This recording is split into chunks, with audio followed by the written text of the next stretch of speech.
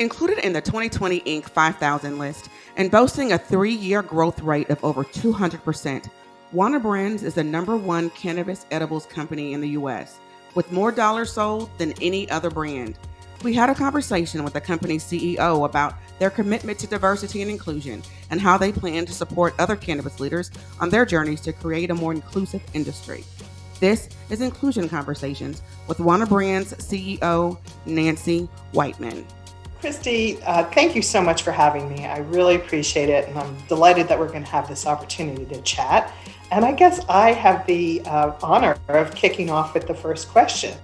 So what I really wanted to start out by asking you is to help me better understand what predominantly white cannabis businesses like Wana can do to support Black entrepreneurs in launching and running successful cannabis businesses.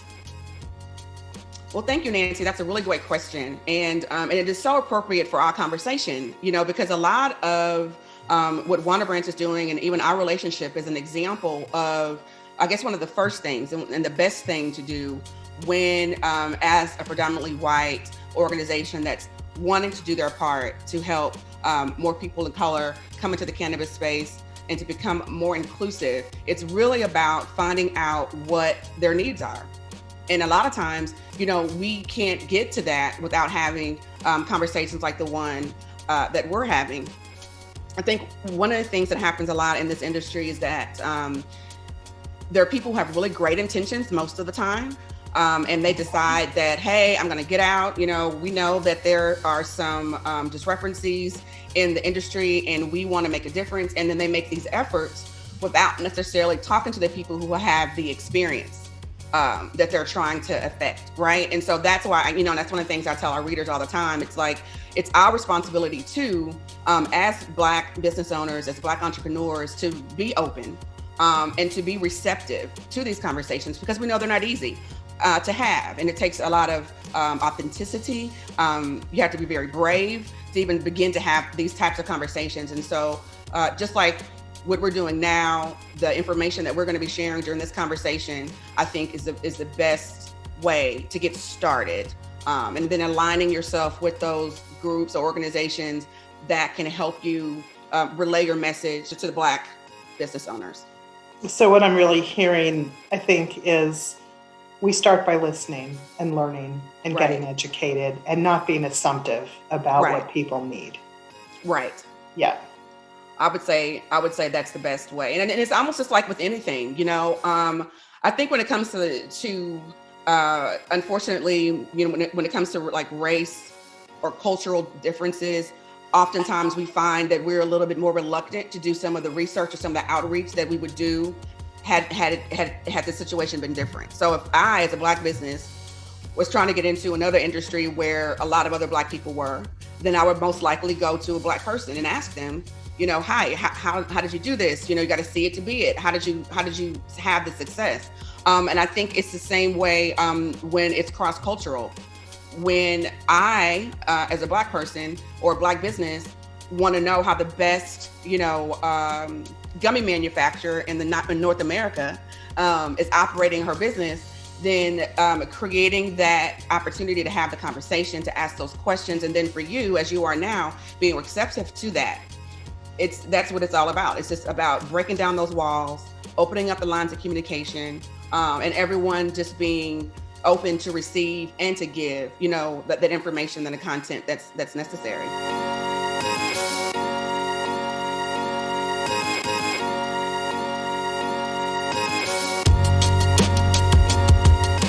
I think that a lot of successful entrepreneurs like to think that they're successful solely because of the skills and the talents that they bring to the table. We all have some ego, right? We're all interested in building our business and being successful. But I also really think it's important for white entrepreneurs to not conveniently forget the leg up that we started with when we started our businesses. In fact, it is the business version of white privilege, in my opinion, which is baked into everything that we do and everything that we achieve. So it's important to acknowledge that and to admit to ourselves that people of color, and in this case Black entrepreneurs, are really unfairly disadvantaged, and to try to figure out genuine ways to level the playing field. So that kind of as backdrop, diversity and inclusion is really important to me for a host of reasons, both personal and business. On the personal front, I think like millions of people, I was heartbroken and enraged by the murders of George Floyd, Breonna Taylor, and dozens of other people of color who have been victims of racism and police brutality. And I think a lot of people would hear me say that, and they would say, this has been going on literally for decades. Why did it take this for you to feel like you wanted to take action? That's a fair question. And frankly, it's not a question that I have a great answer to. I guess what I would say is that for me, I think like millions of other Americans, watching this play out on our TV screens and was just this very visceral experience. And it really became a tipping point for me and for many others, and collectively woke us up and said that we can't accept this anymore. This really is not okay. Also on the personal front, my own family is mixed race. And like all parents of Black children, it's incredibly painful for me to know that my daughters are growing up in this toxic environment. And I really wanted to be part of creating a more equitable world for them. Now, that's sort of my personal angle on it. There's also just very good, solid business reasons to care about diversity and inclusion. You just have to look around the world and look around the country to see that it's becoming more and more diverse all the time. Mm-hmm. And I don't really understand, as a CEO and as a marketer by training, how do we understand and meet the needs of our potential customers if we don't reflect any of that diversity within our own organizations? I also think that cannabis is in a unique situation because I think we owe a special debt to people of color who were very deliberately and very overtly targeted by the so-called war on drugs and very disproportionately incarcerated for nonviolent minor cannabis violations. That's been extremely well documented. And so because of that historical piece of it, we really want to make sure that Black entrepreneurs have the same opportunity to benefit from legalization that people like I have had. So we also want to make sure that our customers really understand what Wana stands for. Right. And I'm going to use brand in the broadest sense of brand here, not in the, we have a pretty logo or we have nice marketing materials, but brand in the sense of what is our company all about? What do we stand for? What is our mission? And on that front too, I want people to understand that Wana feels that it's our responsibility to be part of the larger community and world, and to really have a stake in making the world a better place for everyone. So, you know, one of the driving missions for Karma and for your organization really is to help Black entrepreneurs be successful in the cannabis industry. Mm-hmm. And we all know that it's a predominantly white industry, that there are not a lot of people of color in there right now. And I'm curious your thoughts as to why that is. What has happened, both short-term and historically, that have resulted in this situation? There's a lot to unpack there. But I can only speak from my own experience, and that's kind of what a part of the answer. You know, I think that there are a couple different reasons. I think that the stigma that marijuana or weed has in Black communities, especially, but then in other communities of color, it's a bad one, and primarily because it's so closely associated with the criminal justice system. Mm-hmm. So when our parents or generations before us talk about cannabis or marijuana or weed, whatever they call it, CBD, it's almost like PTSD. It's like they always kind of revert back to what weed has always, or what marijuana and cannabis has always kind of meant to those communities, which is a lot of legality issues. So, and disproportionately so. Yeah. So I think that's the biggest deterrent, because when young people are growing up, oftentimes also, cannabis being an emerging market to a certain extent, though since we're becoming, legal slowly more and more across the country. But again, I think the fact that it isn't federally legal is another deterrent. Again, everything for most of the things, and again, I'm speaking from my experience and from our readers and the people that we talk to every day, that would be the number one thing. Is like, am I going to go to jail for any of this? That's one. I think another barrier to Black folks or people of color getting involved in the cannabis industry is a lot of the disinformation. There's a lot of information out there, a lot of noise. One of the things we say at Karma is that there's a lot of noise in the cannabis space, but we want to be a signal. So for all that noise, we want to be like that beacon that people can know that, we are giving great information and that we are supporting or putting out a message that people understand what we're here to do and they can see themselves in our mission. And so that disinformation, that noise that's out there, yeah, it's expensive to get in cannabis, but everybody doesn't want to own a dispensary or be a manufacturer or be a cultivator, right? There are so many ancillary opportunities in the space as well. So for us, and when I think about our readership, almost half of them, we're almost split down the middle of how many of our readers are literally in the cannabis industry right now. And a lot of the speakers that we had over the course of the last 3 days during this conference are examples of that. But the other almost half are Black people and people of color who are not in the cannabis space, but they're curious about it.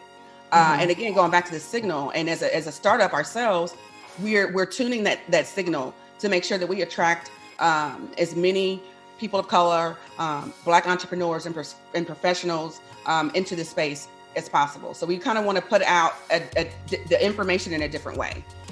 We want to be able to dispel the myths that are out there, show more people of color are actually having success in this space, and then also show people of color that we have allies. Because it's one thing to say, hey, come, do this with us. But then all you've heard about is, oh, the cannabis industry is just not diverse enough. And oh, it's this. And, so there has to be a counter message, and there has to be alliances and groups of people who are making a conscious effort, making a commitment to tune our signal so that people can identify us and see themselves in the efforts that we're making. So those are the reasons I think most people of color and Black people in particular don't really get into the industry at the same rate as maybe white folks do. Talk about the work that you've done, Nancy, with Wana brands and your diversity and inclusion efforts. What has been the most difficult part of that journey for you? Because you've listed a lot of really great efforts that you guys are making. So how difficult was it, or has it been up until this point? It's been an interesting process for sure. And part of the difficulty of it, I think, is just working through the discomfort of having those conversations. I know that sounds a little bit odd, but we are a predominantly white organization. And there was all that, are we using the right terminology? Are we saying the right thing? Are we approaching this the right way? I knew that our executive team are open and supportive people. There was never any doubt in my mind about that. But the process of having that conversation and sort of working through how do we take this from sort of personal outrage to tangible changes that we want to make in the company was actually a fairly challenging process. And that first meeting was hugely awkward, as we kind of all sort of tiptoed around, how do we talk about this? How do we say this? So I think that we shouldn't be ashamed of feeling awkward about it. I think it's a normal part of the process. I think race is a difficult thing to talk about. I think how it plays itself out in a business environment is difficult, and getting everybody aligned on that is hard.